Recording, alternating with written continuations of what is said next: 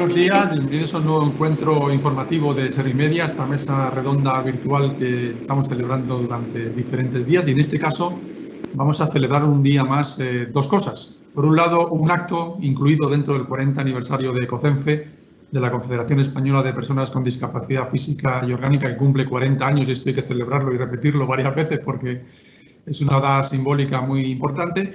Y por otro lado, porque hoy es el Día Internacional de la Eliminación de la Violencia contra la Mujer. Y en torno a este tema hemos organizado esta mesa redonda, este encuentro, este diálogo sobre la asistencia personal, esta herramienta tan importante para la prevención y el empoderamiento de las mujeres con discapacidad. Bueno, para presentar este encuentro tengo el placer de presentarles a nuestro compañero y amigo y presidente de COCENFE, Anso Queiruga, que aquí le voy a dar la palabra. Buenos días y bienvenido, Anso.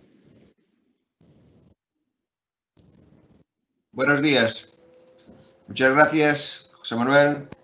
Buenos días a todas y a todos, y quiero daros pues las gracias especialmente a las personas que vais a participar durante el día de hoy en este diálogo que hemos organizado con Servimedia.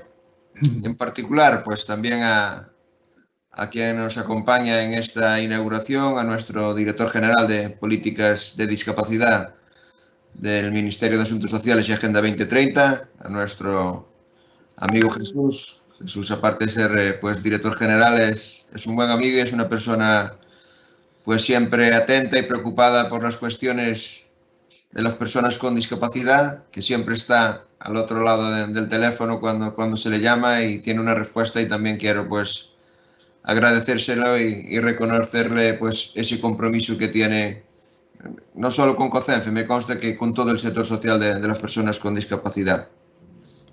Aunque el acto tenga que ser virtual, ¿verdad? Que nos gustaría pues a todos de alguna manera tocotearnos, abrazarnos y tal, pero bueno, yo creo que pronto lo haremos, y con el gallo del 40 años, con los 40 años de COCENFE tendremos oportunidad seguro que de poder abrazarnos en el próximo año. Hoy, como decía José Manuel, es Día Internacional de la Eliminación de la Violencia de Género contra las Mujeres. Me gustaría, en primer lugar, pues recordar a todas las mujeres con discapacidad que son víctimas de violencia machista, y dejar claro que COCENFE y su movimiento asociativo seguiremos trabajando para que las mujeres con discapacidad física y orgánica puedan empoderarse y disfrutar de la vida que quieran y que elijan. A lo largo de hoy podréis disfrutar pues de conversaciones y de testimonios que evidencian la importancia que tiene la asistencia personal para las personas con discapacidad en general, pero especialmente para las personas con discapacidad física, y en particular para las mujeres con discapacidad. Es un medio de apoyo que es clave como herramienta de prevención y de discriminación y de promoción de la igualdad de oportunidades de las mujeres con discapacidad, y sin duda favorece y potencia su empoderamiento. Por eso es fundamental que las administraciones tomen en cuenta, después de 14 años que se ha aprobado esta ley, prácticamente, la ley de la promoción de la autonomía personal, de lo que supone pues, para nuestro grupo social tener garantizada una asistencia personal, una prestación que ya estaba recogida pues, en esta ley, pero que en la práctica hemos visto y corroboramos que el desarrollo fue muy distinto según en territorios, y en otros pues totalmente inexistente todavía a día de hoy. Y además, pues por poneros dos ejemplos claros, ¿no? Comunidades como Madrid o comunidades como Cataluña a día de hoy siguen con programas experimentales, ¿no? Por lo tanto, bueno, yo creo que tanto las administraciones, tanto estatal como a nivel autonómico, y quizá también en parte el sector social de la discapacidad, porque no, también debemos de entonar el mea culpa, porque a día de hoy seguimos en esta situación. Hay que poner a las personas con discapacidad en el foco de la atención, de manera que seamos nosotras y nosotros mismos quien decidamos qué tipo de atención necesitamos y, como no, cómo queremos recibirla. Ya no somos sujetos pasivos, hemos tomado el control de nuestras vidas y no podemos ni con pandemia ni sin pandemia, pues dar un paso atrás en el ejercicio de nuestros derechos. Además, pues hoy presentamos 2 publicaciones que hemos elaborado y trabajado a conciencia desde COCENFE con el objetivo de promover la implantación de esta figura en nuestro país y de dotar también pues, al movimiento asociativo de COCENFE de herramientas de gestión de este tipo de servicios. Estoy seguro que os van a parecer interesantes, sobre todo pues útiles, y espero pues que contribuyan a dar un paso más en esa calidad de vida de las personas con discapacidad y avanzar en el ejercicio de nuestros derechos.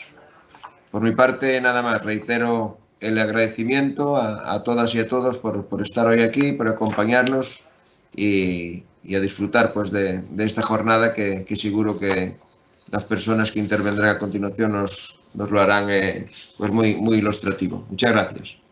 Muchísimas gracias, Anso. Como bien dice, va a ser una jornada muy interesante con diferentes presentaciones, con diferentes interpretaciones y manuales y presentación de manuales.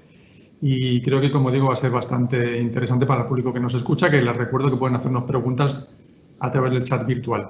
Ya le doy la palabra a otro buen amigo, a Jesús Celada, director general de la Discapacidad. Bienvenido, buenos días. Muchas gracias, José Manuel, por tus palabras. Gracias, por supuesto, también a Anso y a COCENFE pues, por el apoyo y siempre ese calor que nos dan a la dirección general, ¿no? Sabéis que me siento en casa, como sí. En Servimedia siempre me siento como en casa, o sea que es un placer acompañaros en esta presentación, ¿no? Día importante, Día Internacional contra la Violencia de Género, con lo cual, qué mejor fecha que para hablar hoy de mujer y discapacidad, ¿no? Fijaros, llegamos a la recta final del año y como siempre, pues toca hacer poner un epílogo, ¿no? Un resumen de lo que ha sucedido este año. Ayer veíamos cómo la RAE, pues ese hashtag en parte iba a ser COVID, ¿no?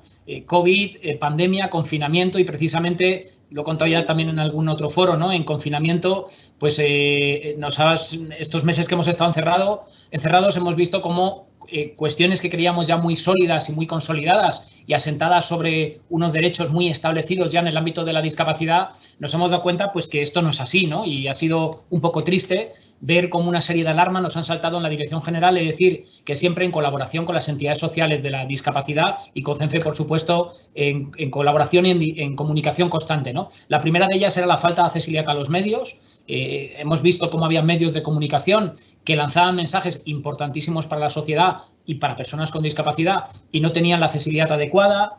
Hemos vivido también falta de sensibilidad, yo diría de desconocimiento, ¿no? Falta de conocimiento y desconocimiento en la sociedad respecto a las necesidades de las personas con discapacidad, como había ciudadanos que apuntaban con el dedo a aquellas familias que con sus hijos con trastornos del espectro autismo o con discapacidades intelectuales que el confinamiento les provocaba pues, un trastorno del comportamiento y necesitaban dar un paseo, les denunciaban, ¿no? Por el mero hecho de pasear sin saber que es que hay personas con discapacidad que estaban en sus casas y que tenían que salir a la calle. Y bueno, pues hicimos ahí también un trabajo y un esfuerzo con las entidades, ¿no?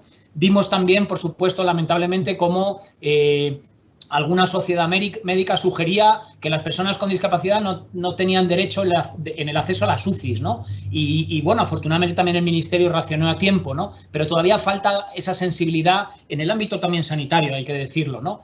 Vimos también lo que supone tener unos servicios terapéuticos y de rehabilitación cerrados tantos meses que lo que hacían es aumentar la discapacidad de las personas, ¿no? Y vimos un tema muy importante y es que vivimos en un país en el que todavía hay muchas personas con discapacidad que están viviendo en un modelo residencial y que es momento, quizá había que haberlo hecho antes, pero ahora con lo que ha pasado pues nos lo pone ya encima de la mesa, que hay que revisar esos modelos. Y precisamente aquí hay un grupo de personas que estamos convencidos que quizá una de las maneras de reducir la presencia de personas con discapacidad en un modelo de vida que es el residencial sea a través de la figura de la asistencia personal. Y aquí tenéis el apoyo, lo sabéis, de la Dirección General para impulsar la figura, ¿no? Antes lo apuntaba Anso, es decir, una figura que está recogida en una ley, la ley de la dependencia, pero que se está implementando de una manera muy desigual en las comunidades. Yo he participado el año pasado en 2 reuniones, ya venía de atrás, pero ya en 2 muy concretas en el Inserso para intentar consensuar con las comunidades autónomas esta cuestión, ¿no? El definir qué perfil es el del profesional que se tiene que dedicar o que puede dedicarse al tema de la asistencia personal, qué formación tiene que tener, el perfil del usuario, de la usuaria receptora de esta prestación, qué tipo de trabajos tiene que hacer en la figura del asistente personal. En definitiva, muchos flecos, pero que es importante que se aborden. Lo que no se puede hacer es no abordarlos, no hablarlos y que se mantenga esa desigualdad entre las comunidades. Y precisamente es el papel de la mujer, que hoy, insisto, celebramos este Día contra la Violencia de Género, pues la figura de la asistencia personal, evidentemente, para la mujer es clave. Es clave porque es triste ver cómo todavía pues ser mujer y discapacidad supone pues una doble discriminación en el empleo, supone también una doble discriminación en el ámbito de la formación, en la vida autónoma. Una mujer tiene más con discapacidad, es más difícil que establezca una vida autónoma frente a un hombre con discapacidad. En cuestión de, estamos ahora hablando de la esterilización, que espero y deseo que en unos meses podamos erradicarla de nuestro Código Penal, pero por supuesto también en cuanto a la violencia de género, ¿no? Es decir, que una mujer sepa que tiene una figura de un asistente personal, seguro que contribuye a reducir ese porcentaje tan triste que hablábamos y que se conocía ayer, de un alto porcentaje de mujeres con discapacidad que sufren algún tipo de violencia, ¿no? Sin duda, la figura de la asistencia personal, insisto, es como dice la ley, es para crear un proyecto de vida, ¿no? Y en este sentido, trabajar y enfocarlo hacia el ámbito de la mujer y la discapacidad es crucial, ¿no? Somos sensibles en el ámbito de la Dirección General y del Real Patronato con la importancia que supone fomentar la participación de la mujer con discapacidad en la sociedad, ¿no? El año pasado participamos en las jornadas que CERMI Mujeres, por cierto, aprovecho para felicitar a Marta Valencia, no sé si está hoy aquí presente, pero sí que es representante de COCENFE, felicitar a Marta y, como bien sabe, ponerme como director general a su plena disposición, ¿no? Para trabajar en todo aquello que considere que esté en nuestra mano desde la Dirección General. Insisto, el año pasado ya el Real Patronato potenció su colaboración con CERMI Mujeres a través de un tema que es simbólico y que es muy visual, que precisamente hoy se entregan los premios del concurso de fotografía y de vídeo, ¿no? En una campaña que hacemos junto con CERMI Mujeres, con la Fundación CERMI Mujeres y el Real Patronato sobre Discapacidad. Queremos estar más presentes para el año 2021. Habéis visto también que a través del IRPF hemos potenciado aquellos movimientos que dentro de las entidades están surgiendo en torno a la participación de la mujer, y aquí cualquier cuestión es poca, pero también es verdad que cualquier cuestión suma, y ese es el mensaje importante que debemos tener. Con lo cual, felicitaros por este encuentro. Hoy nos parecerá poco, pero sin duda contribuye y suma a erradicar la violencia, a darle un papel específico a la mujer dentro del movimiento de la discapacidad, y sin duda, bueno, pues encantados de poder estar aquí. Así que muchas gracias. Muchísimas gracias, como siempre, Jesús. Efectivamente, Marta luego se va a incorporar más tarde y la verdad es que es un lujo tenerla aquí como representante de COCENFE y, como bien decías, como recién estrenada presidenta de la Fundación CERMI Mujeres. Bueno, vamos a ir a la parte más yo creo que más interesante, o una de las más interesantes de esta mañana, que va a ser una conversación entre 2 mujeres, por un lado Ana Gameiro, que es usuaria de asistencia personal. Buenos días, Ana. Buenos días. Ahí estamos. Bienvenida, muchas gracias por estar con nosotros. Y también tiene a su lado, virtual, claro, a Mónica Álvarez, que es vicepresidenta de la Confederación Estatal de Mujeres con Discapacidad. Buenos días, Mónica. Buenos días. Bueno, ahora vais a iniciar una conversación entre vosotras. A ver, empezad. Bueno, buenos días a todas las personas que hoy nos estáis acompañando en este encuentro sobre asistencia personal, en el que pues, nos toca abordar cuál es la realidad de la asistencia personal bajo la perspectiva de género, una perspectiva que es importante y fundamental, y además es un tema que normalmente no se habla y que mejor día que hoy. La asistencia personal supone uno de los avances más importantes y significativos para las personas con discapacidad, puesto que reconoce el derecho de toda persona a vivir de forma independiente y además a ser incluida en la comunidad. Hoy vamos a conocer de primera mano qué implicación tiene la asistencia personal para las personas con discapacidad. Para ello nos acompaña Ana María Gameiro, que es usuaria del Servicio de Asistencia Personal en Galicia y bueno, que yo tengo el placer de conocer personalmente, y en estos años de amistad he ido viendo su trayectoria. Es una mujer activa en distintos planos, como trabajadora, como madre, pero también es una mujer activista que ha participado siempre en todos los movimientos feministas de mujer y discapacidad. Bienvenida, Ana. En tu caso, ¿cómo llega a tu vida la figura del asistente personal? Bueno, pues en mi caso llegó a finales del 2007. Pues era un proyecto piloto en Galicia. Entonces, a través de ese proyecto, una persona de Cogami con la que yo participaba, pues como bien has dicho, en diferentes actividades que hacía Cogami, asambleas, congresos y demás, me lo propuso y yo realmente pues no me lo pensé. Vi que encajaba en mi proyecto de vida y bueno, dije un sí grande y lo volvería a hacer 1000 veces. La verdad que me cambió la vida muchísimo. Bueno, parece algo sencillo, pero muchas veces los recursos están ahí, pero no se conocen o el acceso para tener conocimiento de ellos no es tan sencillo. ¿Cómo descubres tú la figura de la asistencia personal? Pues lo descubro, pues eso, gracias a una persona de Cogami con la que yo participaba en diferentes actos. Me llama una mañana, entra en Galicia como un proyecto piloto, me llama, dice que encajo en el perfil para poder ser usuaria y bueno, realmente para mí no fue difícil porque era algo pionero en aquel momento aquí en Galicia, ¿no? Entonces, para mí en ese momento no fue difícil. Yo llevo pues 13 años siendo usuaria de la asistencia personal, pero sí reconozco que en otros casos es complicado, ¿no? Porque hay que pasar la ley de dependencia, el tema administrativo muchas veces es muy lento y yo en aquel momento pasé la ley de dependencia con mi asistente personal. Llevaba unos 3 meses o así siendo usuaria de asistencia personal. Comenzaste por el tema de ese proyecto piloto que se iniciaba aquí en Galicia, con lo cual tú tuviste la oportunidad de empezarlo antes de cumplir con esos requisitos, aunque ya eras consciente de que los ibas a cumplir. Pero ¿qué trámites tuviste que ir haciendo en ese camino para tener adquirido ese derecho? Pues tener que reconocer el reconocimiento de la ley de dependencia y conseguir uno de los mayores grados, porque depende de los grados que tengas, tienes también un porcentaje de horas, ¿no? Más para poder usarlas. Entonces yo de allí a 2 o 3 meses pasé la ley de dependencia y bueno, pasé con uno de los mayores grados y continué ya dentro del proyecto piloto, que luego se fue instalando en Galicia, pues a más gente, ¿no? En aquel momento éramos unas poquitas personas y luego aquello fue ampliando y entrando más usuarios, pero bueno. Vale, Ana, hablamos del año 2006. Iniciar un proyecto así en el que eres tú quien decide sobre todos los aspectos de tu vida. Uno de ellos, el más importante quizás, es quién va a ser la persona que te acompañe en ese camino, quién va a ser tu asistente personal. Vamos a hablar un poquito más de esa decisión. ¿Has estado siempre con la misma persona? ¿Cómo ha sido ese proceso de escoger a la persona?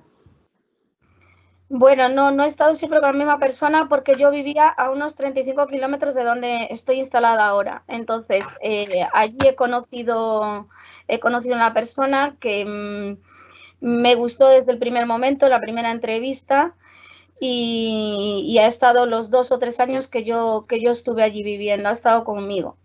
Al venirme para donde estoy en esta zona ahora, tengo a otra asistente personal desde aquel entonces. Pero bueno, las entrevistas yo buscaba a alguien que me sumara, ¿no? Que el feeling fuera... Para mí es muy importante el tema del feeling, entonces buscaba a una persona activa también como yo, muy parecida a las características, entonces eso es lo más a lo mejor complicado, ¿no? Y a la hora de recibir esa atención, de gestionarlo con ella en el día a día, ¿cuántas horas está al día contigo? ¿Son suficientes o crees que hay algo que debería de mejorarse en ese sentido? O sea, en mi caso no son suficientes, pero con mi proyecto de vida como lo tengo, lo gestiono bastante bien con la asistencia personal y mi marido, pero no son suficientes. Yo tengo una media de unas 6 horas diarias, de lunes a viernes. Yo la discapacidad no la aparco en ningún momento, la discapacidad son 24 horas conmigo. El fin de semana sigo teniendo discapacidad, no llega el viernes de noche, dejo la silla a un lado y mi discapacidad, y el fin de semana sigo siendo discapacitada, no recojo la silla el lunes, ¿no? Entonces, claro, no es suficiente. Yo lo tengo bastante bien gestionado porque yo al tener creada una familia y demás, pues lo tengo gestionado, pues eso, ciertos horarios que mi marido está trabajando fuera, yo gestiono la asistencia personal, que es cuando yo lo necesito, para ayudarme a mí y que esto repercute en mis hijos, evidentemente. Claro, entonces en tu caso estamos hablando de combinar esa asistencia personal con esa parte que a las mujeres nos toca, y más cuando estamos conviviendo en familia y tenemos responsabilidades que son hijos, esa corresponsabilidad. Ahí tienes que equilibrarlo un poco entre el día a día por la semana y luego el fin de semana esa corresponsabilidad en tareas con tu marido y con tus hijos. Claro, claro, por supuesto. Es que mis hijos... yo siempre he querido que mis hijos fueran, que disfrutaran como sus compañeros de colegio, de sus edades y demás, ¿no?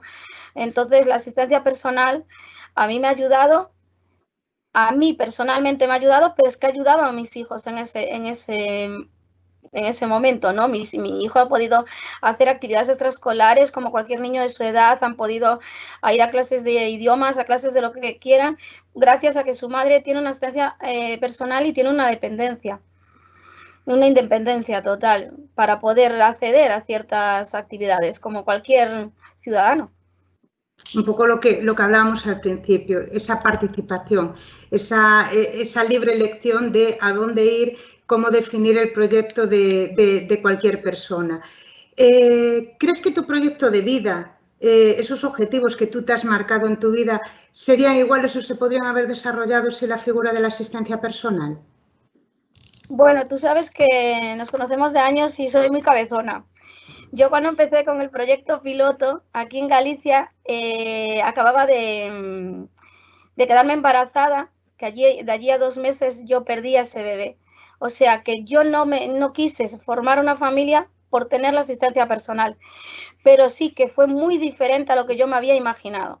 Cuando yo y mi marido imaginamos el poder ser padres y demás, iba a ser como algo más relajado, ¿no? Pues a lo mejor el niño no iba a poder hacer las actividades igual que cualquier otro porque su madre al tener una discapacidad no podría acceder a ciertas cosas. Al tener la asistencia personal, para mí fue un cambio total. El proyecto fue diferente y tan diferente que nos hemos animado de allí a unos años a tener otro. Entonces, sí cambia mucho, mucho. Uno de los principios que inspira la asistencia personal es esa prestación de apoyos a la persona en todas las actividades y tareas que ella requiera. Hay ocasiones en que, visto desde fuera, la asistencia personal se puede confundir con otro tipo de recursos, como por ejemplo cuidar a la persona. ¿Cómo explicarías tú las funciones de un asistente personal para alguien que no conoce nada sobre este tema? Yo vivo en un pueblo, ¿no? Entonces, el tema de la asistencia personal, cuando vas por ahí y presentas a tu asistente en cualquier ayuntamiento, en cualquier administración y demás, a veces no se empieza a conocer ahora, ¿no? Pero al principio no se conocía. Entonces, la gente pensaba que era tu cuidadora. Y eso es verdad, eso es una realidad. Pero no es así. Mi asistente personal, yo siempre explico que el asistente personal es donde yo no llego. Son mis brazos y mis piernas. Entonces, yo manejo la asistencia personal. Yo decido sobre mi vida, qué quiero hacer y cómo quiero hacerlo. Pero mi asistente personal es un apoyo, como el que se apoya, pues tiene un instrumento, un andador, una silla o tal. Pues es una herramienta más. La asistencia personal te apoya para tú llegar a sitios que no puedes acceder, ¿no? O que sería inviable poder hacer, ¿no? Yo no conduzco. Entonces, tener una asistente personal que se pone mi pequeño mal o cualquier cosa y me puede llevar a mí para yo gestionar y no tener que mandarlo con cualquiera y yo no poder ir. Entonces ella coge, me lleva a mí al médico y vamos y gestiono yo ese tema. Hablábamos antes de cuando hacías ese proceso de seleccionar a tu asistente personal, que buscabas a alguien que te sumara, y hablábamos del feeling. Contar con uno o con varios asistentes personales implica pues combinar también varios aspectos. Por un lado, la parte profesional, la propia relación entre el empleado y la persona empleadora. Pero tampoco podemos obviar lo que es la parte emocional, que es un poco la relación cotidiana que se va generando con el paso del tiempo. ¿Qué peso dirías tú que tiene ese feeling personal para que funcione ese tándem y haya ese equilibrio? Para mí, total. Para mí es muy importante que esta persona y yo hayamos conectado. Date cuenta que es una persona que comparte mucho tiempo, de lunes a viernes, está conmigo, está muchas horas, sabe de tu vida privada. Entonces, al final el feeling es inevitable, ¿no? Si no, sería una relación un poco complicada. Compartes muchas horas, tu domicilio, tu vida, tus hijos, tu marido, médicos, papeleo. Entonces, el feeling para mí es muy, muy importante. Sí, además, bueno, como estaba señalando ahora, es decir, hay actividades que desarrolla esa figura que son de lo más amplio y varían un poco en función de cada persona y de cada necesidad de su proyecto de vida. No obstante, sí que podemos decir que hay una serie de aptitudes que un perfil de asistencia personal debe de tener. Bajo tu punto de vista, Ana, y tu experiencia como usuaria de este servicio, ¿qué actitudes clave debe de desarrollar para su trabajo un asistente personal? Pues la misma frase lo dice, ¿no? Para mí tiene que tener actitud. Para tener actitud, tener energía, es muy importante. Que te vea una más, no vea tu discapacidad, ¿no? Yo he tenido gente, pues alguna sustitución de vacaciones y demás del asistente que está normalmente y que no te vea como pobre, ¿no? Que soy una mujer más, tengo mis hijos los gestiono yo y ella simplemente está para darme el apoyo que yo no puedo hacer en ese momento. Entonces, tener actitud es para mí muy importante. Me parece muy interesante lo que acabas de comentar, de muchas veces esa visión que también el propio asistente pueda tener sobre la discapacidad. ¿Cómo iniciáis o cómo se articula esa relación inicial para que esa persona entienda o comprenda que simplemente va a ser una parte, un apoyo a tu proyecto vital, pero no es quien decide, sino que quien decide eres tú? Bueno, yo es algo que suelo decir en la entrevista, ¿no?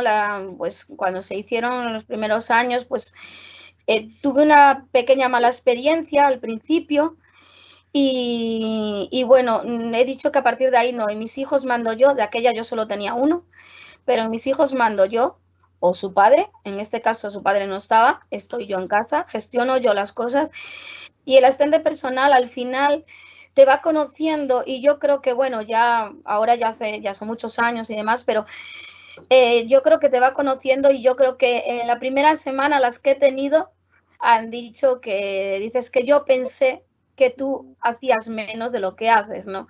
No sé, te veían como eso, la etiqueta de pobrecita está en la silla. Entonces van viendo y van evolucionando al verte a ti, al compartir tantas horas, que no es así. Sí, es importante lo que señalas, porque muchas veces ese desconocimiento, no solo del recurso, sino de la propia realidad de las personas con discapacidad, los estereotipos, las etiquetas, las ideas preconcebidas, pueden hacer que se llegue a confusión respecto a la importancia de este tipo de recursos. A veces, incluso cuando el recurso está instaurado y no es igual, pues por ejemplo en Galicia, como pueda ser en cualquier otra comunidad, no es igual acceder al recurso si eres de una zona rural o de una zona urbana, puede incluso dar la idea equivocada de que para unos es un derecho o para otros es un privilegio. Para ti, ¿por qué la asistencia personal para nosotros, ¿por qué es un derecho y no un privilegio como pueda pensar una persona erróneamente? Yo creo que las personas con discapacidad deberíamos tener derecho a la educación, al trabajo, a la maternidad, al ocio, como cualquier ciudadano, tenga o no tenga discapacidad. Entonces, estas opciones en nosotros quedan mermadas por tener una gran dependencia. Entonces, la figura de la asistencia personal es muy importante, ¿no? Es importante y sin ella no se podría realizar ciertas cosas. Sería casi muy complicado, muy imposible realmente hacer, ¿no? Pero bueno, a pesar de todo esto, yo me siento también privilegiada, porque como te dije al principio de todo, he empezado con la asistencia personal hace años en un proyecto piloto que se instaló en Galicia. Entonces, para mí, fui afortunada. Pienso que fui privilegiada y fui afortunada. Gracias a eso, yo he empezado el proyecto de vida diferente a como yo me lo había imaginado y muchísimo mejor. Muchísimas gracias, Ana. Hoy sí que no podemos olvidar la fecha de hoy, 25 de noviembre, Día Internacional de la Eliminación de la Violencia contra la Mujer. Debemos recordar que existen distintas formas y distintas caras de la violencia que día a día son ejercidas hacia niñas y mujeres con discapacidad. Por mencionar algún dato, cuando hablamos de violencia, alrededor del 80% de las mujeres con discapacidad son víctimas de violencia en distintas formas. Este año, incrementadas con la situación de pandemia derivada de la COVID-19. Estas situaciones se han recrudecido porque muchas veces se dan en el ámbito más privado. ¿Cómo crees tú que la asistencia personal puede servir como una herramienta de prevención de situaciones de discriminación o de violencia a las que nos estamos enfrentando, que podemos encontrarnos las mujeres con discapacidad? A ver, la asistencia personal creo que no se empodera, ¿no? Entonces realmente nos da empoderamiento, nos da libertad, nos da seguridad. Entonces, al darnos seguridad, tú te sientes con esa energía y esa capacidad para reaccionar, ¿no? En el tema de violencia de género, a lo mejor la asistencia personal, pues habría que buscar una herramienta para poder enseñarles a ellas cuándo ver, como viven situaciones privadas dentro de casa, ver y ver que es un signo de alarma, no en ese sentido. Pero bueno, yo creo que va también mucho dentro de la personalidad del asistente personal. En el momento que ella vea, en algún caso, que se está produciendo un tipo de violencia o demás, ella va a reaccionar. Yo estoy convencida que a cualquier usuario le va a decir, mira, esto no es normal, esto que estás viviendo no es así, y va a buscar medios para poder ayudarla, llevarla a algún sitio, a alguna administración y poder, porque realmente te da libertad. La asistencia personal te da libertad. Tú te le dices a tu asistente personal, me está pasando esto, no sé con quién hablarlo y demás, entonces se te va a buscar medios para decir y te voy a llevar pues a los sitios y a la administración donde te tenga que llevar, ¿no? Es importante lo que estás diciendo, cómo la figura del asistente personal puede ayudar a evitar esa dependencia o condependencia que puedas tener de la figura que está ejerciendo esa violencia hacia la persona. Hablamos de mujer y hablamos de empoderamiento. Muchas veces el salir de una situación de violencia implica un camino, un proceso de empoderamiento donde la propia mujer sea consciente de cuál es su situación y sepa acceder a los recursos para ponerla en conocimiento y salir de esa situación de violencia. Si hablamos de empoderamiento, ¿tú crees que la figura de asistencia personal es también empoderadora para las mujeres con discapacidad? Totalmente, totalmente, porque al darte, como te digo, esa libertad, esa seguridad, uno mismo se va empoderando, ¿no? Entonces, como que uno saca más energía y busca y, bueno, va haciendo sus proyectos y demás y no te ves en una zona rural como la que yo vivo, pues eso, mantita y sofá, pues no. ¿Entiendes? Teniendo una asistencia personal, buscas proyectos de vida, o bien estudiando, o bien formando una familia, o ejerciendo otro tipo de actividades, dependiendo cada uno la vía que haya escogido para hacer en su vida, ¿no? Me parece el mejor resumen que podamos tener de lo que es la asistencia personal.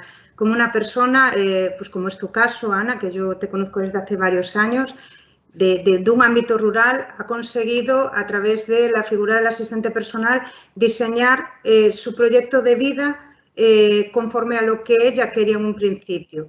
Es decir, has podido formarte, has podido acceder al mercado laboral, has podido tener tu proyecto de familia, y es quizás el mejor ejemplo de cómo la figura del asistente personal empodera para que la persona pueda diseñar y pueda ver realizado su proyecto de vida. Yo podría estar toda la mañana hablando contigo, la verdad, pero creo que tenemos que dar paso al resto de compañeros. Y sí que no me gustaría acabar sin que nos fuéramos, a lo mejor, con la parte más humana que suele tener la asistencia personal. Y a lo largo de estos años, hablamos desde el 2006, con esta figura, supongo que hay miles de anécdotas, pero no sé si es posible que hoy nos cuentes alguna anécdota que tú y tu asistente personal hayáis vivido en estos años. Bueno, anécdotas hay muchas, la verdad que es muchas, porque eso, compartimos mucho.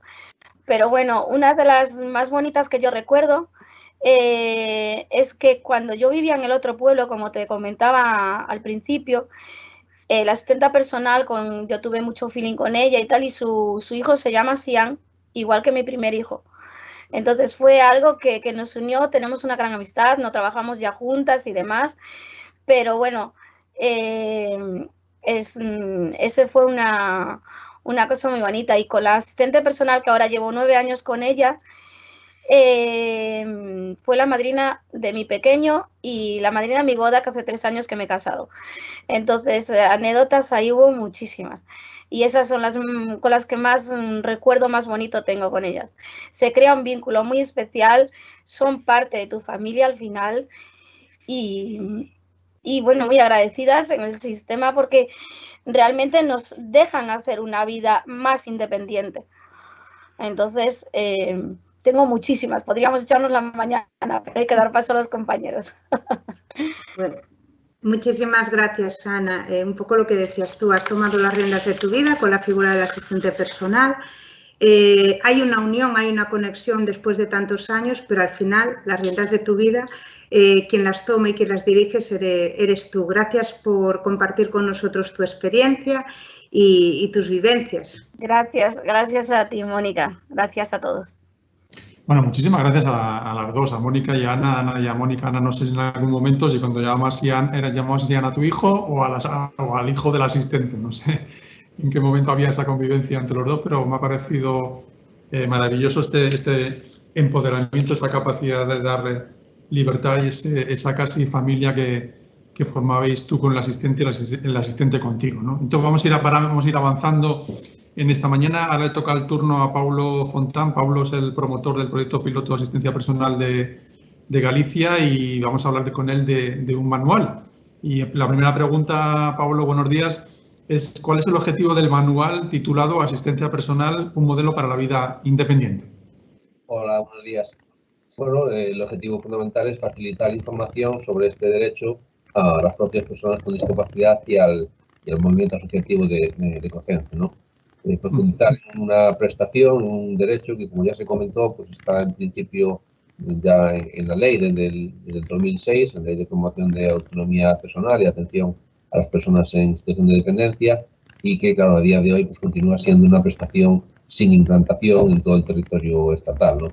Y además también nos parece de cierta importancia decir que en algunos territorios se ha puesto en marcha pues una asistencia personal que no responde pues a la propia esencia, ¿no?, filosófica que históricamente ha tenido la asistencia personal, y lo que es más importante, no responde a las necesidades reales de las propias personas con discapacidad.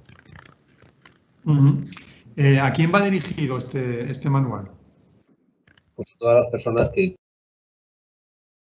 empezar en este derecho, ¿no?, en esta materia, desde las propias personas con discapacidad, todas las organizaciones representativas de las propias personas con discapacidad y también las administraciones públicas, que son realmente las responsables, ¿no?, de poner en marcha esta prestación. Es importante que se regule la asistencia personal para evitar que se confunda con otro tipo de servicios y prestaciones, que es algo que ya se ha comentado y que sigue pasando ahora mismo. ¿De dónde surge la necesidad de crear este documento? Pues un poco precisamente de esa falta de implicación un poco homogénea en todo el territorio del Estado sobre la implantación de este derecho, ¿no? Son muy pocas comunidades autónomas las que han puesto en marcha algunas iniciativas en torno a la asistencia personal, y en algunas de ellas, pues bueno, desde nuestro punto de vista, pues no se cumple el objetivo real de garantizar el derecho a vivir una vida independiente, ¿no? Y realmente se han configurado pues una especie de suerte de servicio de ayuda en el hogar, que reiteramos que no se corresponde un poco con la prestación de asistencia personal que entendemos desde Potencia. ¿Cuáles son los principales temas que en él se abordan?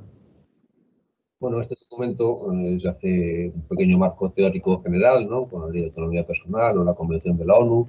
Se abordan pues también los requisitos que deben de cumplir tanto las personas destinatarias de asistencia como los propios profesionales que ejerzan esa asistencia personal. Se aborda también las intensidades de la prestación y las posibles incompatibilidades con otras prestaciones y servicios, y también se toca un poco por las distintas formas de gestión del servicio. ¿Qué es la asistencia personal para COCENFE? Cuéntame algún aspecto importante o clave que creéis que lo puede definir. A ver, pues es un servicio de apoyo humano contratado por la propia persona, ¿no?, con necesidades de apoyo para el desempeño un poco de las tareas de la vida diaria, entendidas estas en un sentido muy amplio, ¿no?, como se comentaba antes, ¿no?, pues para posibilitar una mayor autonomía personal y una mayor vida independiente. Como 4 cosillas que podemos comentar, pues a lo mejor desde el punto de vista de las intensidades y la financiación, la intensidad, entendemos nosotros, de la prestación tiene que ir siempre vinculada a las necesidades reales de apoyo que tenga la propia persona beneficiaria. Ya se comentó la compañera Ana de que también necesita apoyo el fin de semana y solo tiene otorgadas las horas suficientes para atenderla durante la semana. Entonces nosotros entendemos que tienen que ser financiadas las horas necesarias que cada persona necesite en base a sus circunstancias concretas, ¿no? También entendemos, en base a esto de la financiación, que al tratarse únicamente de un medio para conseguir una mínima igualdad de derechos, consideramos que la participación de la persona usuaria en el coste de esta asistencia debe ser cero. Entendemos que no debería haber copago, ¿no? Otro de los aspectos podría ser las compatibilidades, que nosotros entendemos que a priori la asistencia personal debería ser compatible con todos los servicios y prestaciones existentes, ¿no?, para poder dar una cobertura a todas las necesidades que las personas en situación de dependencia puedan tener, ¿no? Fundamental también, pues es eso, lo que se ha comentado también, ¿no?, la autodeterminación y control del servicio, ¿no?, que es la propia persona con discapacidad la que controla el servicio, ¿no?, que es quien decide cómo planearlo, quien decide quién lo presta, cómo lo presta, cuándo lo presta, de qué manera, ¿no?, y es quien da las instrucciones y dirige a las propias personas con discapacidad, personas de la asistencia personal, ¿no?, que prestan el servicio, ¿no? Y las formas... Perdona. Dime. No digo, y las formas de gestión, ¿no?, otro aspecto que entendemos que tiene que estar también en la guía, digamos, pues es un poco que la persona con discapacidad usuaria pues tiene que disponer de todas las alternativas posibles al objeto de que pueda elegir la que mejor contribuya a su mayor autonomía. Voy a meter entre medio una cuña para repetir que esto lo estamos también moviendo en redes sociales. Quien quiera puede utilizar el hashtag asistencia personal ya para que, bueno, redifundir lo que estamos contando hoy. ¿Este recurso es un recurso válido, Pablo, para cualquier persona con discapacidad? Pues sí y no. Intento explicarme, ¿no? En principio, cualquier persona que cumpla los requisitos que se establecen en el documento, pues puede ser beneficiaria para este recurso, ¿no? pero entendemos que quizás no todas los vayan a cumplir, ¿no? La asistencia personal es un recurso de entre todos los que las administraciones públicas deberían de poner a disposición de las personas con discapacidad para facilitar su inclusión y evitar su aislamiento, ¿no? Pero también requiere, pues bueno, un nivel de gestión importante, como ya se ha comentado un poquillo, ¿no? Y quizá no todas las personas con discapacidad quieran asumir esa responsabilidad o incluso tengan la capacidad para hacerlo. ¿Qué obstáculos crees tú que existen ahora mismo para que esta figura no termine de desplegarse en España de la forma que consideres más oportuna? Bueno, algo se ha comentado antes, ¿no? Por un lado, pues quizá las propias personas con discapacidad deberían tener un mayor conocimiento de los beneficios que la asistencia personal podría tener, posibilidades de independencia, ¿no? Y para ello poder conseguir una mayor presión social que pudiera producir un mayor avance, ¿no? en la implantación de esta figura, ¿no? Y por otro lado, pues bueno, el mayor obstáculo está también, claro está, en las reticencias que demuestran las distintas administraciones pues, para regular adecuadamente esta prestación. No acaban de ser conscientes de cómo cambia la vida de una persona con discapacidad por el hecho de contar o no con la asistencia personal, ya lo ha dicho Ana, y también me imagino que les preocupará la posible repercusión presupuestaria que podría tener, ¿no? Y al fin y al cabo todos sabemos que las administraciones no suelen caracterizarse por ser valientes en la toma de decisiones, ¿no? Sino que van un poco por detrás de las necesidades sociales y de ahí que tengamos que seguir, ¿no? Y luego también, Pablo, un tema muy importante que hay veces que lo olvidamos, que no solo es una cuestión de legislación, de intención, de aplicación, sino también un tema presupuestario, ¿no? Que hay que destinar un fondo económico para que esto pueda llevarse a cabo, ¿no? Sí, pero realmente, claro, nosotros tenemos que seguir reclamando y seguir insistiendo, seguir informando a las personas con discapacidad de que ejerzan sus derechos, de los beneficios que esta figura tiene para sus propias vidas, pero y a las administraciones también, pues, aparte de reclamar que es un derecho, constatado en diferentes normativas estatales e internacionales, también hay que decirle, oye, mire usted, es que en la asistencia personal ya hay diferentes estudios que demuestran que el retorno económico para la administración es mayor en el dinero que se invierte en asistencia personal que en el dinero que se invierte en otro tipo de recursos como puede ser las residencias. Es decir, a la administración le sale más barato que una persona tenga asistencia personal y esté en su casa que esté en una residencia. Eso hay estudios que lo constatan, entonces hay que insistir en que la administración sea consciente, los lea bien y por lo menos evitar que la excusa económica pueda ser la que evite que esto avance. Muy bien, pues muchísimas gracias, Pablo, por tus respuestas y por tu conversación y por este manual, un modelo para la vida independiente de la asistencia personal. Ahora vamos a presentar otro manual titulado Gestión de un servicio de asistencia personal, guía práctica para entidades sociales, con Elena Antelo, que es la directora gerente de Ecocenfe. Buenos días, Elena. Hola, buenos días. ¿Qué papel desempeñan las entidades en el desarrollo de la asistencia personal, Elena? Pues desde mi punto de vista un papel fundamental. Yo creo que ha quedado también de relieve, ¿no? En la primera exposición, en la de Ana, que me ha encantado cómo ha explicado el proceso, porque ella misma lo ha puesto de manifiesto. Ella llega al recurso de asistencia personal porque una persona de su entidad de referencia, en este caso Cogami, que es la entidad de Ecocenfe en Galicia, la pone al tanto de ese recurso, de que va a haber un proyecto piloto y de hecho es así. En Galicia se inicia a través de un proyecto piloto que después, una vez pues también demostrado que eso se puede llevar a cabo, que se puede normativizar, pues genera su propia normativa Galicia y desarrolla y lo difunde para que sea un derecho para todos los ciudadanos y ciudadanas que viven en Galicia. Entonces, yo creo que el papel del movimiento asociativo en este tema, igual que en cualquier otro tema que tiene que ver con la discapacidad, es fundamental. ¿Por qué? Porque conocemos de primera mano las necesidades de nuestras personas, porque estamos siempre buscando formas creativas de buscar soluciones para esas necesidades y siempre somos los primeros en llevar planteamientos, proposiciones y demás a las administraciones públicas. A mí me da mucha gracia me vais a permitir, cuando dicen ahora lo de que tenemos que reinventarnos o no sé qué de la resiliencia y cuestiones de este tipo, porque yo creo que, sinceramente, el movimiento asociativo de la discapacidad en creatividad, en resistencia y en capacidad propositiva, no hay quien nos gane en ese tema. Entonces, yo creo que el papel del movimiento asociativo es fundamental.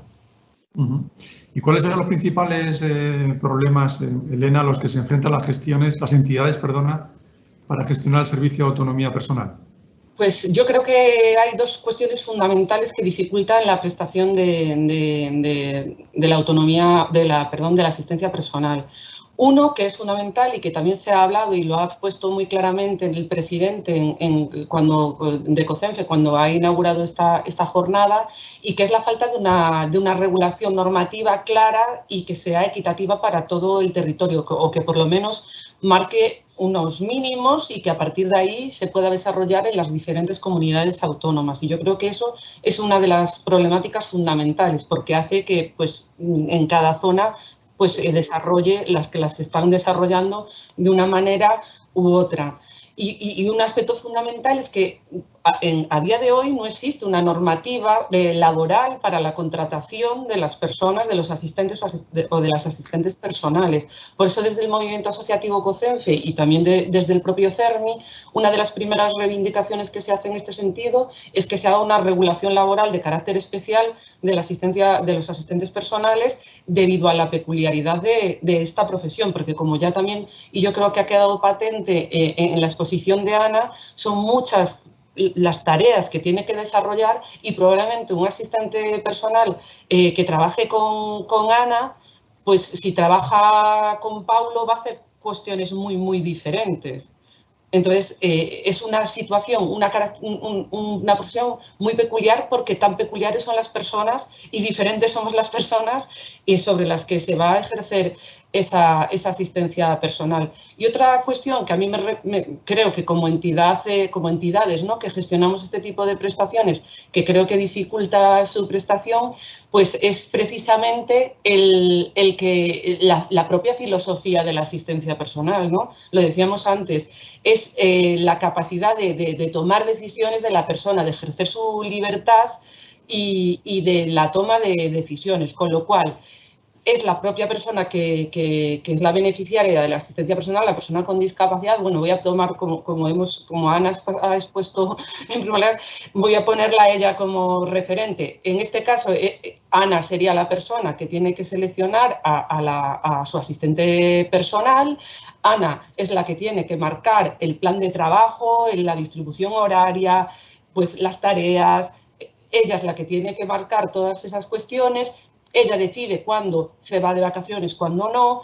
Bueno, hay una serie de cuestiones que las marca la persona usuaria, y las organizaciones, en este caso, tenemos que acoplarnos a esas necesidades de la persona con el cumplimiento de la normativa legal, tanto a nivel laboral y de derechos y de seguridad laboral de las personas trabajadoras, porque al fin y al cabo la contratación se realiza a través de nuestras organizaciones, y también tener los recursos necesarios para poder ofrecer alternativas para esos procesos de vacaciones, para si se dan situaciones de incapacidad temporal de los asistentes personales. Y otro aspecto muy importante, que es también todo el cumplimiento normativo de cara a la administración. Es decir, aquí somos tres protagonistas en la gestión de esta prestación. Es la persona que recibe la asistencia personal, es el asistente o la asistente personal, y también la administración, que reconoce ese derecho y que tú después tienes que hacer una justificación, tienes que demostrar, y les exigen una serie de documentación y papeleo, que en este caso, si gestionamos las organizaciones, pues que también tenemos que demostrar a la administración. Es decir, vuelvo al tema de la creatividad. En este caso, las organizaciones, para poder prestar este servicio, tenemos que ser muy creativas, porque tenemos que ser muy flexibles para dotar de esa capacidad de autodeterminación a las personas que reciben el servicio, y al mismo tiempo tenemos que ser muy estrictas en el cumplimiento de la normativa laboral y exigencias administrativas. ¿Qué tipo de información práctica, nunca mejor dicho, podemos encontrar en esta guía? Pues como bien formulabas en la pregunta, es una guía eminentemente práctica, ¿vale? Y en la que podemos encontrar pues un desarrollo desde el primer momento que entra una persona en nuestras organizaciones solicitando información o demandando este servicio hasta el proceso de finalización. Es una guía que se ha hecho en base a una experiencia de una organización que viene gestionando la asistencia personal con una trayectoria de más de 10 años, con lo cual tiene una experiencia contrastada, ¿no?, en la aplicación, en la gestión de esa prestación. Pero como yo siempre digo, las organizaciones, esto es una guía para que todas nuestras organizaciones puedan tomar un modelo, pero van a tener que adecuarse a las realidades de su territorio y a las normativas que haya en cada zona. Entonces, yo siempre digo, hay un amplio catálogo con modelos de protocolos, anexos, contratos. Hay un amplio catálogo vuelvo a decir, desde el momento en el que la persona entra, solicitando información, hasta el propio desarrollo de la prestación, de toda la gestión, contratación y demás. Y también la tercera pata, que es la de la justificación ante la administración. Entonces, es una guía que ponemos a disposición de las entidades para que tomen todo aquello que les resulte útil, adapten, modifiquen o rechacen lo que no les resulte útil, pero que tengan un amplio abanico de herramientas para poder implantar desde el minuto 1 hasta el proceso final este tipo de gestión. Y era algo que muchas organizaciones nos demandaban y quisimos ponerlo a disposición, y también, como decía Paulo, para hacer incidencia también para que las administraciones vean que se puede llevar a cabo y que las organizaciones que llevamos trabajando en esto somos las mejores aliadas para poder desarrollar esta prestación, porque además somos organizaciones sin ánimo de lucro y lo único que nos mueve es que las personas reciban esta prestación. Esto, como dice nuestro presidente, siempre lo dice: gestionar un servicio de asistencia personal no es la gestión para sacar ningún tipo de beneficio económico. Es la prestación de un servicio para dotar de derechos a las personas con discapacidad. Y en ese sentido, para eso también está hecha esta guía, para que podamos aplicarlo y dotemos a las personas de este derecho y a las administraciones vean que se puede llevar a cabo y de una forma con una gestión de calidad y eficiente. ¿Y qué tipo de actividades? He comentado varias, pero ¿qué actividades serían las esenciales que debería realizar una entidad en relación a la prestación del servicio de asistencia personal? Pues lo primero, y que muchas de nosotras ya lo somos, tenemos que ser, como el previo, tenemos que ser entidades prestadoras de servicios sociales para poder desarrollar este tipo de servicio, ¿no? Que vuelvo a decir, muchas de nuestras organizaciones ya tenemos esta calificación, y también muchos de nuestros centros especiales de empleo de iniciativa social, que también están en algunos casos gestionando servicios de este tipo. Pero más allá de ser un trámite que es más puro administrativo, yo creo que lo que hay que tener muy claro y lo que hay que tener es un conocimiento profundo de lo que es la asistencia personal. Porque vuelvo a decir, esto es algo que se pone al servicio de la persona con discapacidad. Es la persona con discapacidad la que va a llevar el peso todo de la decisión de elegir a las personas, de hacer su plan de trabajo, las tareas, diseña su plan, y yo como organización soy la que voy a tener que poner a disposición todo mi engranaje para hacer realidad esa situación. Pero voy a tener que dotarme también porque hay personas que son muy independientes y ellas buscan por sí mismas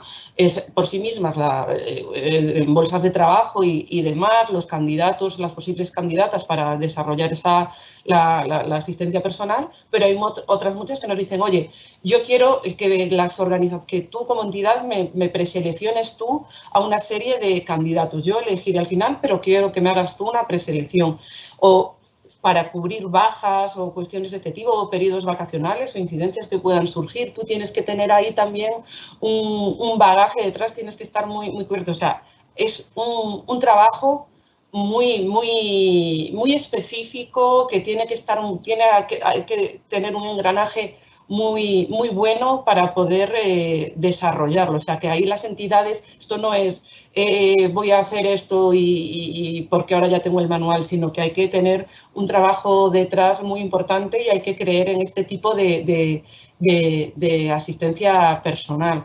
Porque si no volvemos a lo mismo, y apuntaba también ahí Pablo, si no, hay muchos servicios que se están prestando y que se le están llamando ahora asistencia personal y, oiga, eso no es asistencia personal. Es a lo mejor un servicio de ayuda en el hogar con unas poquitas más de horas, pero que en el que la persona usuaria no tiene ninguna capacidad de decisión, no puede elegir a la persona que le va a hacer la asistencia, no puede decidir si, lo que decíamos antes, no ese feeling, es que es súper importante. Si tú mandas a un profesional sin que la persona pueda determinar si ese es el que quiere o no, no va a haber tener esa capacidad de decidir si tiene feeling o no. Y ahora se están llevando a cabo muchas experiencias en algunas comunidades autónomas que le están llamando asistencia personal y que en este sentido COCENFE discrepa de que eso pueda ser entendido como asistencia personal. Y por eso es muy importante el generar documentación como la que hemos elaborado desde COCENFE para que, bueno, por lo menos haya unos principios tanto pues, filosóficos, por así decirlo, como prácticos para poner en marcha, y que llevamos en muchas comunidades autónomas esperando muchísimos años para que se ponga en marcha, y que si se pone en marcha que se ponga pues como tiene que ser, no con sucedáneos de prestaciones o amalgamas de otras cosas y le llamen asistencia personal. Muy bien, pues hay un montón de preguntas del público virtual que nos acompaña, pero hay una reiterada y repetida 4, 5, 6 veces, que es ¿cómo se pueden conseguir estos dos manuales? ¿Dónde se pueden conseguir? ¿Cómo podéis transmitir a que las personas puedan acceder a él? Elena. Esa es una gran pregunta y que lo quería decir sin que me lo preguntaran y se me había olvidado. Así que pues hay varias preguntas, sí. En nuestra página web van a estar colgados, ¿vale? En la página web de COCENFE tenemos un apartado específico de vida independiente y van a estar colgados ahí ambos documentos. Que bueno, ya estarán de hecho colgados en este momento. Repítenos la página web de COCENFE. www.cocenfe.es. Muy bien. Elena, también te preguntan, ¿animarías a las entidades de COCENFE a prestar el servicio? Sí, por supuestísimo, las animaría, pero vuelvo a decir, tienen que tener muy claro la que es un servicio difícil de gestionar. Y lo es para las organizaciones y también lo hilo con la pregunta que le hacías a Paulo, ¿no? Es decir, ¿recomiendas este servicio, esta prestación a todas las personas con discapacidad?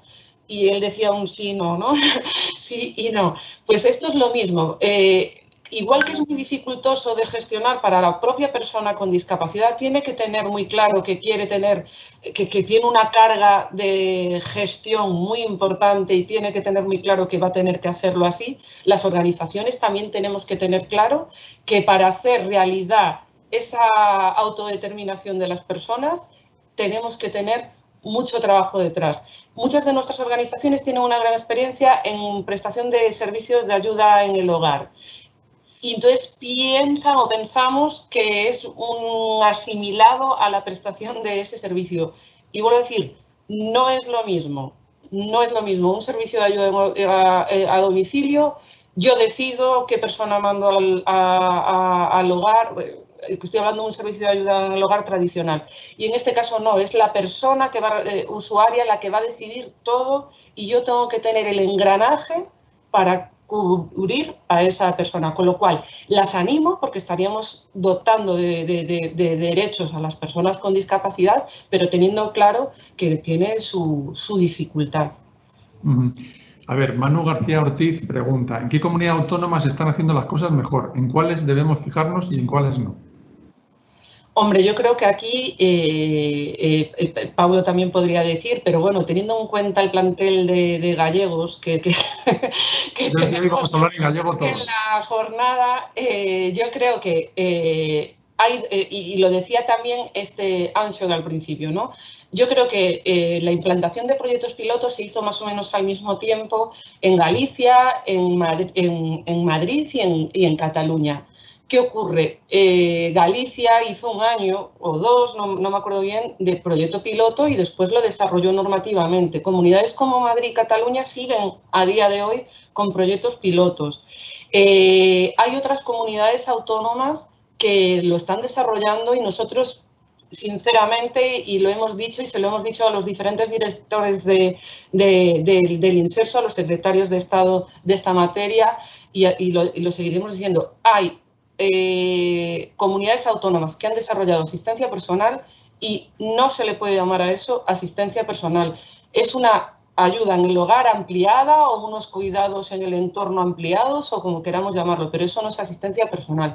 Y otra de las comunidades autónomas que se ha incorporado tarde, pero yo creo que lo está haciendo muy bien, es la Comunidad Valenciana. O sea, yo creo que los dos referentes, desde nuestro punto de vista, a nivel de implantación de la asistencia personal y por cómo lo han desarrollado normativamente y lo han incorporado a su normativa y de una forma pues, alineada con la vida independiente, con la filosofía de vida independiente, que al fin y al cabo es lo que promueve esta prestación, pues yo creo que serían Galicia y Comunidad Valenciana. No sé si, Paulo, tienen en mente alguna otra comunidad como... No, a ver, yo sí, matizar un poco un aspecto importante que, bueno, relacionado con lo que dice Elena, que es un poco que en la Comunidad Valenciana y en Galicia se ha estructurado como un derecho más dentro de la cartera de servicios propio de la Ley de Autonomía Personal.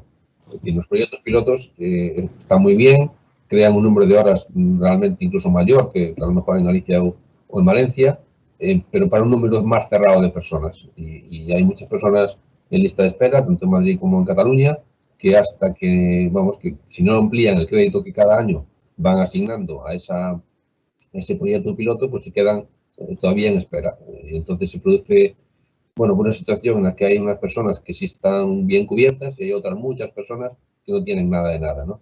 En el caso de Galicia, que controla un poquito más, en principio cualquier persona que cumple los requisitos para ser beneficiaria de la asistencia personal, automáticamente entra en el proceso administrativo, tarde lo que tarde, la administración tampoco es rápida en estos aspectos, pues sería beneficiaria de la asistencia personal sin tener que esperar a que haya una ampliación de crédito específico como puede aparecer en otras comunidades, ¿no?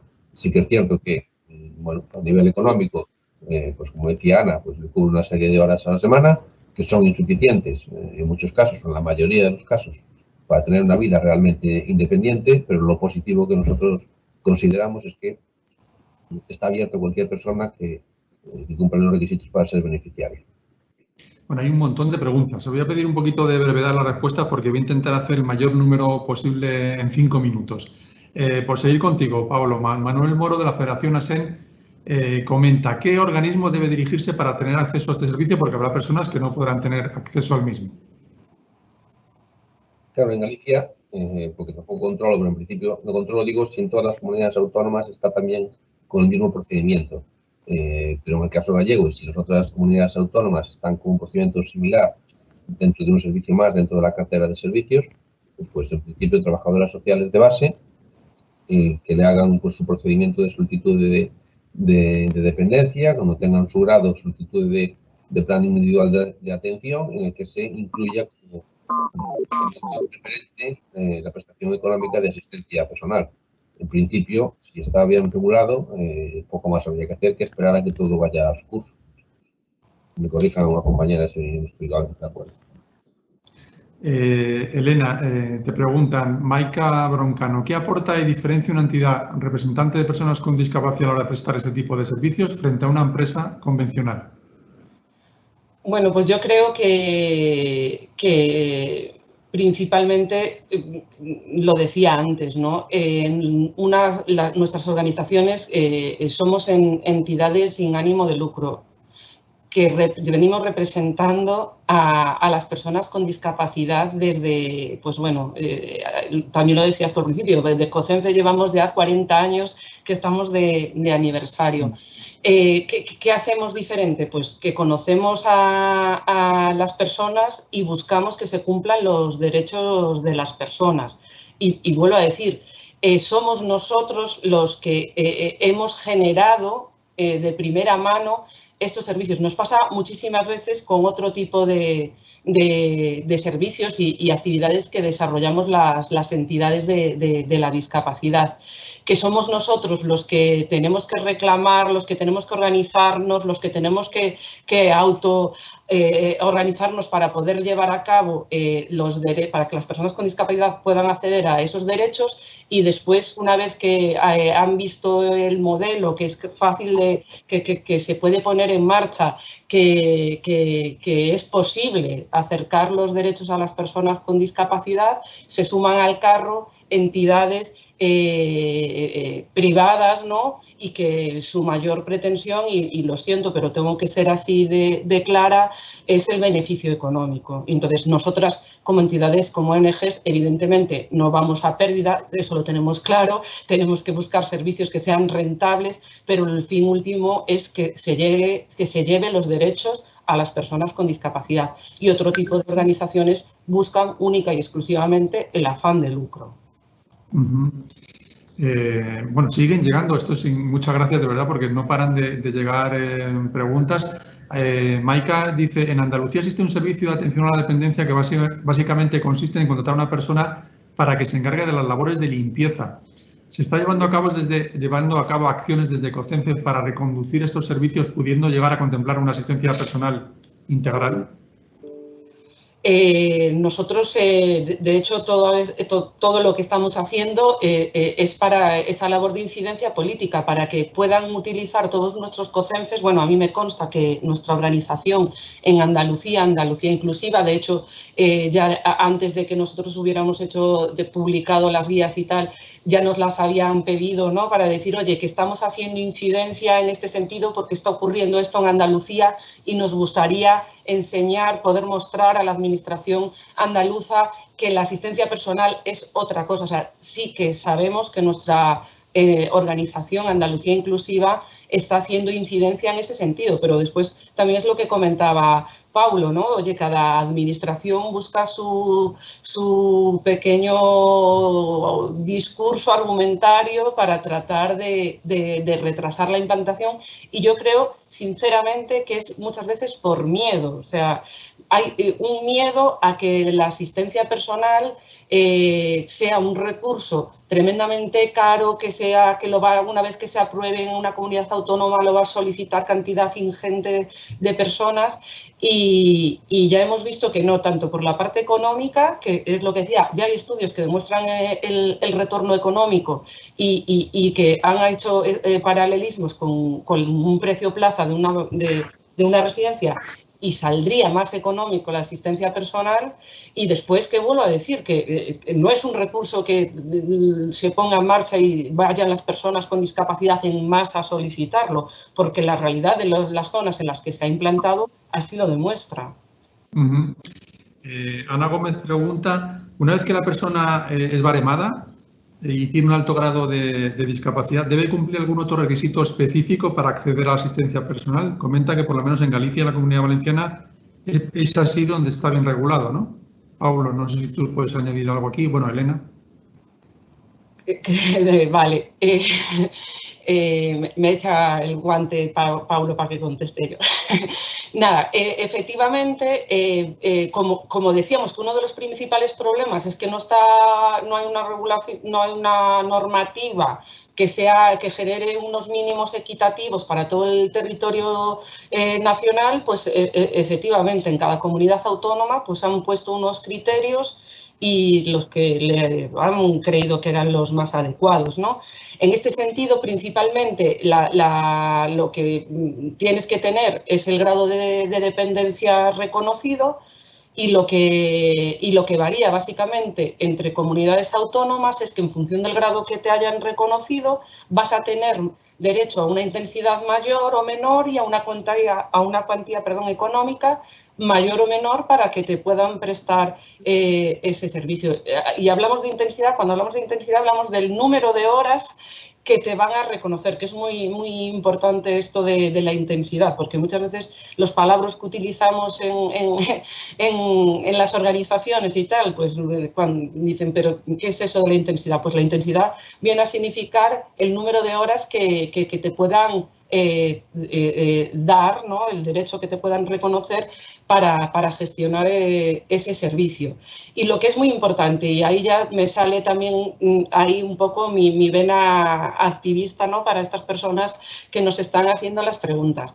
La asistencia personal es un derecho reconocido por la Ley de Autonomía Personal desde el año 2006, con lo cual todas las personas con discapacidad que tengan reconocida la dependencia tienen derecho a solicitarlo. Nos hemos encontrado con muchos territorios en que las personas lo solicitan y como ahí, en ese territorio concreto, no han legislado, no han hecho una normativa específica, te vienen a decir como respuesta, es que esta prestación aquí no existe. Pues yo le invito a todas las personas con discapacidad a que lo sigan solicitando. Porque sí que existe una ley estatal que dice que todas las comunidades autónomas lo tienen que prestar. Y yo os digo que me sale la vena activista porque conocemos casos en los que comunidades autónomas han denegado inicialmente ese servicio, que hemos acompañado a las personas para que puedan presentar una reclamación administrativa y administrativamente se lo han tenido que reconocer. Ahora bien, el problema es que al no tenerlo regulado, pues se lo han reconocido en precario. Pero yo animo a todas las personas con discapacidad a que lo soliciten independientemente de la respuesta que le den en los servicios sociales, que es principalmente a donde se va a tramitar la dependencia. Paulo, perdona, ¿qué formación deben tener las personas asistentes personales? ¿Qué tipo de formación? Vale, en principio desde lo que es la filosofía inicial del movimiento de vida independiente, entendiendo también que es la propia persona usuaria de la asistencia personal quien sabe cómo mejor le van a prestar ese apoyo, en principio se dice que no hace falta una formación específica para un profesional de asistencia personal. Hemos estado participando desde COCENFE en un grupo del CERMI estatal sobre asistencia personal en el que se ha acordado una propuesta de formación mínima de 50 horas que estamos intentando pues, que el Ministerio pues apruebe como una formación básica mínima sobre principios de filosofía independiente, sobre relaciones entre persona usuaria y persona trabajadora, conceptos básicos de movilización, etcétera, algo muy básico para que, bueno, dar un cumplimiento también a la exigencia que la propia administración nos hacía de que tendría que haber algún tipo de formación al ser un recurso público, etcétera, ¿no? Entonces, un poco centrado en un máximo de 50 horas nos parecería más que suficiente. Elena, se preguntan, ¿qué aporta y diferencia una entidad representante de personas? Ah, no, perdón, esto ya la he hecho, perdóname.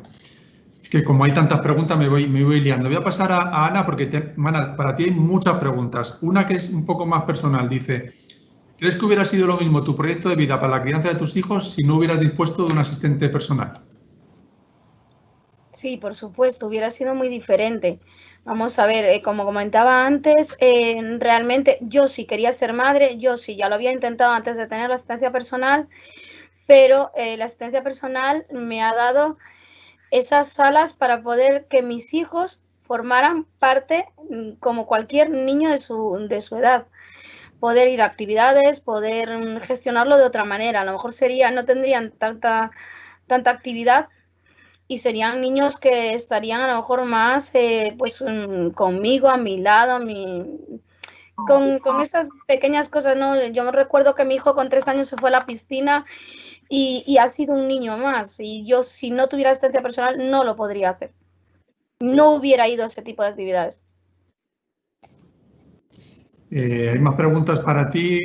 Dice, ¿el asistente personal se mantiene mientras puede mantener tu capacidad para hacer tu proyecto de vida o termina en un momento determinado o a una edad determinada? Hombre, yo espero y deseo que no se termine, realmente.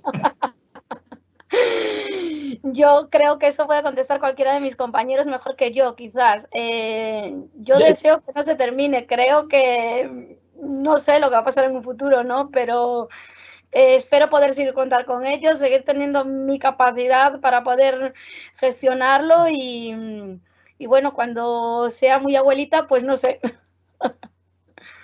Yo, por hacer un apunte y echarle un cable a Ana, sí que es cierto que esto también está en las comunidades autónomas, entre los requisitos, uno de los requisitos que suelen poner es la edad, ¿no? Entonces sí que hay un debate muy grande en todo el movimiento asociativo de la discapacidad en torno a esa pregunta, ¿no? En plan, ¿cuál es la edad tope para poder acceder a este servicio, ¿no? Es decir, hasta los 65 y demás. Nosotros ahí tenemos un posicionamiento que yo creo que es el que en COCENFE es claro, y que es decir, cualquier persona que haya, pues como en el caso de Ana, ¿no? Que venga recibiendo la asistencia personal desde antes, es indiferente que tenga 65 o no, mientras ella tenga capacidad de autogestión, de autocontrol, pueda seguir planificando su vida, no va a ser a partir de los 65, porque cumpla 65, que se le retire el servicio, ¿no? Esto pasaba mucho también con las personas que vivían en centros residenciales, ¿no? Es decir, tú has vivido toda tu vida en un centro residencial que con personas con discapacidad cumple 65 y te arrastran de ahí y te llevan a otro centro porque ya cumpliste los 65. Pues igual que demandábamos que eso no puede ser, pues para la asistencia personal lo mismo, no te van a denegar un servicio por cumplir 65, ¿no? A ver, dos preguntas muy rápidas y ya terminamos, porque esto sería interminable. ¿Puede un menor tener asistente personal? Pregunta. Nosotros un poco en la elaboración de la guía hemos propuesto que a partir de 14 años. A partir de 14 años. Sí que es cierto Vale. que hay otras entidades que tienen otro posicionamiento y nosotros entendíamos que bueno, a partir de esa la capacidad suficiente de poder gestionar y saber gestionar su propia asistencia. Y luego, ¿haría falta algún tipo de legislación especial para regular al asistente personal? Que respete tanto los derechos de las dos partes, de los usuarios y asistentes.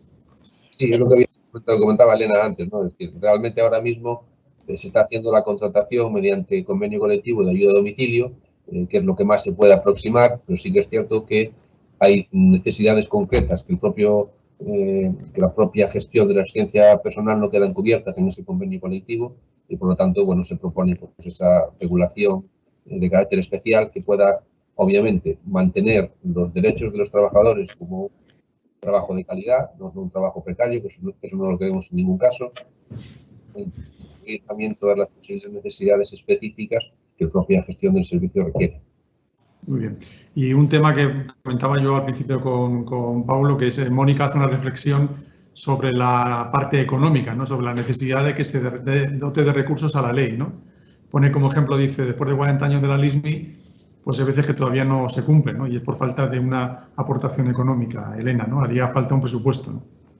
Efectivamente, es que si no, pues no, suele ocurrir con muchas de las normas, yo siempre lo digo, España es el país más rico en legislación a favor de las personas con discapacidad, pero el más pobre en la dotación económica de esa legislación. Entonces, oye, a lo mejor vale la pena que regulemos, como se decía antes, las 4 reglas, ¿no? Pues las 4 normas fundamentales y las dotemos de presupuestos. Y en este caso, vuelvo a decir, la asistencia personal no va a encarecer más que cualquier otro servicio o prestación la administración del Estado. No va a llevar a la ruina a las arcas del Estado. Es una prestación más y que se puede tener en cuenta como cualquier otro servicio que se debería de prestar. Están diciendo que todavía no encuentran el manual en la web. Me imagino que lo subiréis en un rato a lo largo del día de hoy, ¿no? Sí, me consta que estarían al mismo tiempo que iniciábamos la jornada, que lo estaban colgando ahí, lo estábamos haciendo al mismo tiempo. Vale. Os reiterar que se subirá en la web los dos manuales que hemos presentado y en un recuerdo último que me dicen, ¿podemos recordar el porcentaje de mujeres, de personas con discapacidad, mujeres que sufren violencia de género? ¿Lo sabemos? ¿Lo tenemos a mano? Bueno, ha habido, perdón, tomo yo la palabra, Sí, claro. Recientemente se ha publicado la macroencuesta de violencia de género, la de 2019 se ha publicado recientemente. Las estadísticas lo que dicen es que alrededor del 80% de mujeres con discapacidad han vivido a lo largo de su vida alguna situación de violencia de género. Y aquí sí que quiero indicar, en el caso de las mujeres con discapacidad, hablamos de distintas formas de violencia que van más allá de la violencia de género.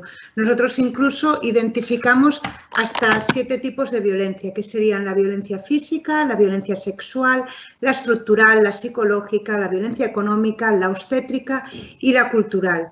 Evidentemente, la física, la sexual o la psicológica son las más visibles o las más identificadas dentro de la sociedad, pero en el caso de niñas y mujeres con discapacidad, condiciones como tener una gran discapacidad o determinados tipos de discapacidad pueden incrementar el riesgo de vivir otros tipos de violencia a lo largo de la vida.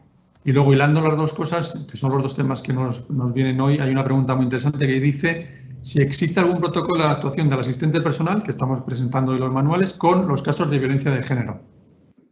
Y celebramos el día. Bueno, efectivamente, tanto desde COCENFE y como tenemos aquí a la vicepresidenta de CEMUDIS y a la presidenta que va a hablar para clausurar las jornadas, en ese sentido, evidentemente hacemos cosas de forma conjunta, ¿no? Ahora Mónica nos comentaba el tema este de las tipologías de violencia y tal, eso ellas lo tienen reflejado en una guía en la que se identifican factores para que las personas puedan reconocer que se está dando esa situación, y al mismo tiempo desde COCENFE también tenemos un protocolo de detención de casos de violencia, sobre todo en ámbitos laborales, o sea que en esos casos entre la fusión de ambas entidades, entre las dos sí que tenemos pues diferentes protocolos, guías y manuales que ayudan a identificar esas situaciones. Muy bien, pues ahora vamos a clausurar este acto como avanzaba ahora Elena con Marta Valencia, recién nombrada hace muy poquito tiempo como presidenta de la Fundación CERMI Mujeres y además es secretaria de organización de COCENFE. Y estamos haciendo estas preguntas también porque estaban hilando con la conversación que estábamos teniendo precisamente con la intervención de Marta, para que ella también las escuchara y pudiera hacer referencia tanto a estas preguntas como a su intervención final para cerrar este acto de hoy. Buenos días, Marta. Marta, pincha el sonido. Como estaba concentrada no me daba cuenta. Claro. Buenos días a todos y a todas. Bueno, agradecer a COCENFE porque la visualización de lo que es la asistencia personal es fundamental para que además tengamos un documento único todas las entidades con las que podamos trabajar desde las comunidades autónomas. Es fundamental aquí agradecer a Paulo a la cabeza, pero a todo el equipo de COCENFE en la elaboración de este material, y dar las gracias por la visibilización, que es fundamental desde la perspectiva de la mujer, porque la asistencia personal, y más en estos momentos de confinamiento y dependencia aún más autónoma del agresor o agresores aún es más acusado, es un recurso fundamental que además, como se ha dicho, es un derecho que tenemos desde el 2006, pero que no se ha desarrollado, fundamental para poder decidir por nosotras lo que queremos. Y además, en el Pacto de Violencia de Estado, en el Pacto contra la Violencia de Género en el Estado, se reconoce también la asistencia personal especializada en violencia contra las mujeres con discapacidad.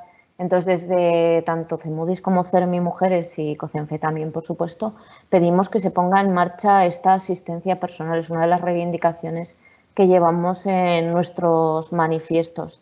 Entonces, pues nada, ahí seguir trabajando es fundamental.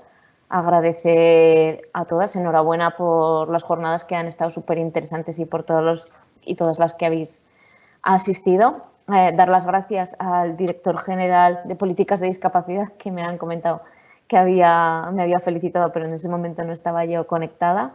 Y bueno, a seguir trabajando, a implicar allí a todas las entidades a poner en marcha este proyecto, al Gobierno para que regule esta figura en el que es tan necesaria y bueno, pues adelante a seguir. Y hoy a seguir visibilizando las necesidades de las mujeres con discapacidad que, como os decía, en estos momentos estamos en una situación de confinamientos y entonces no se denuncia por la vinculación que hay con los agresores, qué vamos a hacer si denuncio, dónde voy a ir, etcétera. Y la brecha digital que nos estamos encontrando también es muy importante en el caso de mujeres con discapacidad.